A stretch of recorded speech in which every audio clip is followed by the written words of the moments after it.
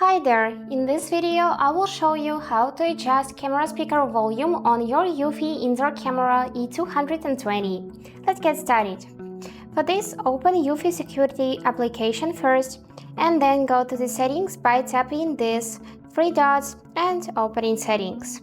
So here we are interested in the tab which is named Audio Settings, and now we can see this speaker volume. So let's set it for the 50% and check how it will sound.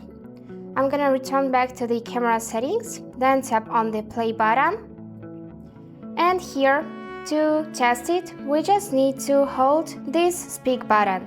I'm gonna just say something so you'll hear the quality of sound. Hi guys!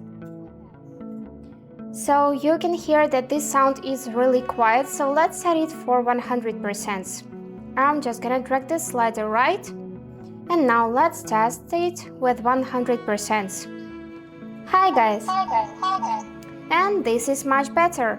And that's it! Now you know how to change volume on this Eufy E220. And I hope this video was useful for you. Thank you so much for watching.